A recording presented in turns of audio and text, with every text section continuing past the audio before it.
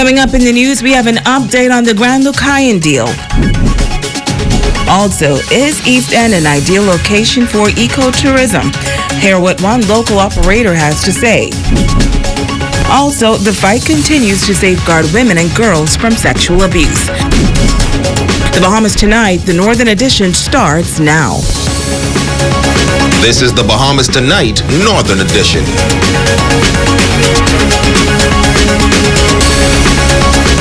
Good evening, Bahamas. I'm Shashina Roll-Parkinson. As always, it is so great to have you with us. Topping news, the government ministers holding a press conference at the office of the Prime Minister on Grand Bahama this past Saturday. The officials meeting with members of the media to address matters impacting Grand Bahama, including rebuilding efforts and the economy. At the top of the agenda, the status of the Grand LUCAYAN Resort property. Ramiko Knowles has our top story.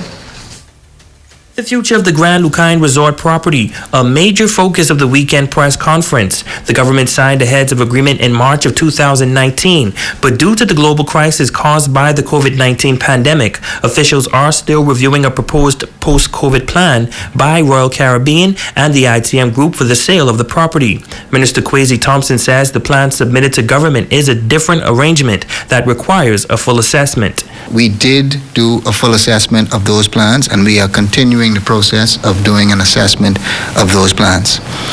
Once we have completed, it will likely be that we will have some further discussions with Royal Caribbean and with ITM with respect to those plans, and then we will be able to complete this long-awaited hotel and cruise port deal. I'm still confident that this is the right direction for us to go into, and we will continue to work and do our best to get the right deal for the Bahamian people. But he believes that going forward with the deal presented by Royal Caribbean and the ITM Group is pivotal for Grand Bahama's economy. He says it is more than selling a hotel, adding that it represents the rebirth, redevelopment, and transformation of the tourism product in Grand Bahama. Within that arrangement, there is specific provisions for the airlift. There are specific provisions for cruise ships and bringing in additional cruise passengers, specific provisions with respect to how you move those persons throughout the island, so that persons not just in the harbor can take advantage of these cruise passengers that are coming. And so we are, rest assured that we are focused on not just selling a hotel, but we are focused on redeveloping the tourism product for Grand Bahama. Now, the reconstruction of the Grand Bahama International Airport continues to be a major concern. Minister Kwesi Thompson providing an update on the ongoing negotiations, noting that they are in the final stages. Once that deal is completed, as we've indicated, there has to be a complete assessment done as to what we will rebuild, how we will rebuild. There has to be a complete redevelopment of the Grand Bahama International Airport. That is again what the government is focused on. We want to say that we're pleased that we have, the government has received high interest in companies who want to have a PPP with the government in redevelopment of the airport. And so once the process is completed, then we will begin to go through and assess each of those proposals, and a decision then will be made as to how we move forward with respect to a PPP arrangement with the Grand Bahama International Airport. Another economic concern is the possible fallout the recent travel and entry protocol put in place by the United States President Joe Biden can have on the tourism product. The Minister of State believes that while it will have some negative effects, it can be beneficial for the Bahamas. We are still, in terms of proximity, a very favored country when it comes to travel. And given the fact that persons who would still want to travel, that they may be looking for a close location to be able to travel in. travel to. So that's a positive thing for us. It's also a very positive thing for us in that there is added focus from the United States' point of view in terms of pushing the vaccine. And again, that will have positive effects on us. Ramiko Knowles, ZNS Network News. Thank you, Miko. Well, tourism-dependent economies are among those impacted the most by the global pandemic, and tourism officials have had to change their marketing strategies by creating new and innovative ways to attract visitors to their destinations. Well, General Manager at the Ministry of Tourism in Grand Bahama, Stephen Johnson, is sharing the ministry's plans for 2021. Focuses on fishing, diving, romance, and ecotourism. And those are going to be our short term, because in order to target any big groups, we want to wait till COVID-19 is gone. And once COVID-19 is gone, we're going to be looking at fraternities. So we want to bring Grand Bahama as a major fraternal destination where we have step shows with all the Greek fraternities and all the Masonic lodges and organizations. Well, Johnson says religious tourism is also a huge goal for the Ministry of Tourism on Grand Bahama. As we know, during the storm, a lot of organizations have come here and been praying for Grand Bahama. And so we look forward to attracting conventions here in a big way.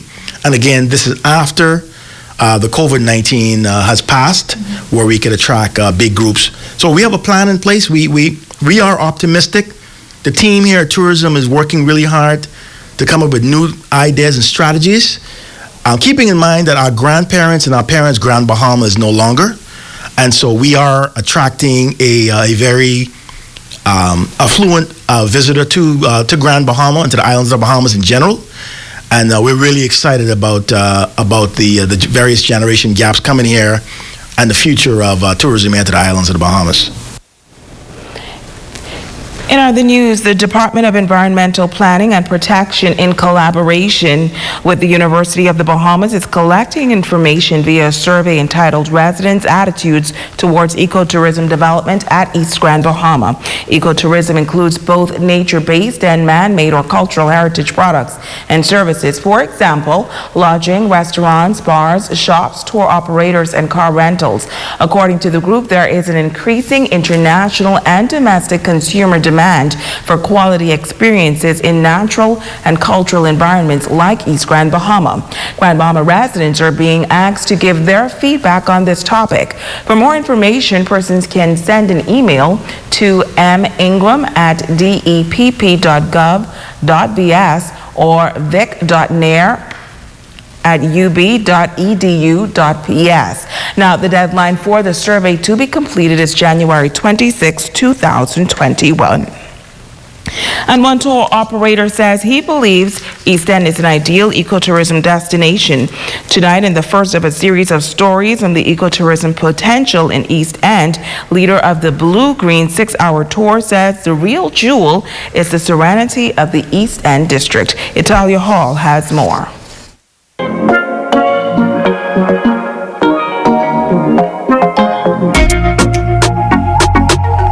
Ecotourism includes both nature-based and man-made products and services. Some of these services include lodging, restaurants, as well as tours. Well, East End businessman Rudy Sawyer says ecotourism will assist in rebuilding the East End community, and an initiative has already begun where business owners have been discussing plans for that area. The hiring committee has already been decided. The Zoom meeting was held last week, and we're on the way to formulating the aspects of what we would like to see in the East End, how we would like to see it done, and to seek the resources. And I think this the sponsors of the survey will certainly be one of those entities we identify as a potential resort. He says Hurricane Dorian devastated the community of East End, and now the COVID-19 pandemic has changed the way people live. The businessman says Bahamans must change their approach to tourism. As people, not just tourists or whatever else where you're coming from, international folks, but locals as well, but just basic people need to have this appreciation for our environment.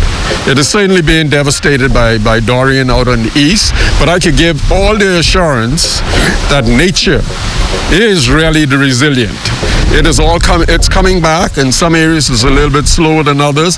In certain areas, like where I take folks out snorkeling in the blue holes, I can assure you the blue holes are nice and even better than they were before. Sawyer says now is the time for Grand Bahamians to tap into what he calls a lucrative industry. It is a money-making industry, certainly. Yes.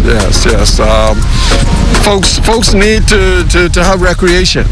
And Grand Bahamas High Point is its nature offerings, more so than anything else. It's Halia Hall, ZNS Network News. Well, Grand Bahama remains in a state of rebuilding, and the goal is to build back better. Those remarks coming from government officials during the press conference held in the office of the Prime Minister over the weekend, where the Minister of State for Grand Bahama and Finance outlined a number of government projects that were completed and assistance programs that are helping to speed up the recovery process in Grand Bahama. Remiko Knowles has more.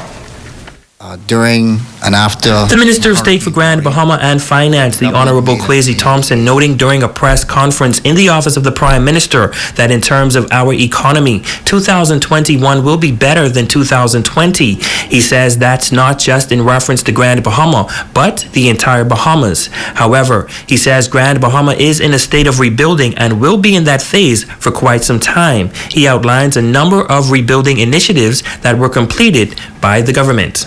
We've been able to complete the reconstruction of the administrative building in McLeanstown. We are pleased that we have also seen, in partnership with one of the NGOs, we've seen the renovation and the reconstruction of the McLeanstown Clinic in Grand Bahama. We are also pleased that in progress, the government is doing a $6 million road renovation project in East Grand Bahama. He adds that roadworks were also completed in West Grand Bahama, and they are pleased to have completed the restoration of the Ministry of Agriculture building, which included the construction of a number of new stalls that will serve as residence for entrepreneurs. I'm very pleased also that I believe this week we should be seeing the start of the restoration of the High Rock Clinic. We have seen this is going to be in conjunction again with one of the NGOs who have partnered with the government to restore the High Rock Clinic. So again, we are continuing with the rebuilding theme for Grand Bahama and continuing to rebuild East Grand Bahama in particular, and some of the other government buildings as well. The post office is another capital project soon to be completed. He says progress is being made there as well. We are going to be having a complete restoration of the post office, a new roof, and as well as a refurbishment to the inside and outside of that building as well. Again, it was severely damaged during the hurricane, and that's again one of those buildings that is going to be restored.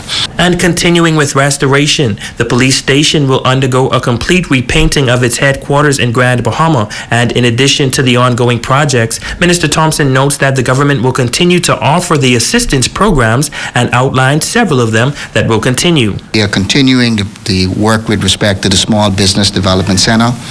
They are continuing to help Grand Bahamians. They are continuing to see a number of Grand Bahamians apply and receive those small business development grants. And we will continue that work with respect to helping Grand Bahamians take advantage of the Small Business Development Center.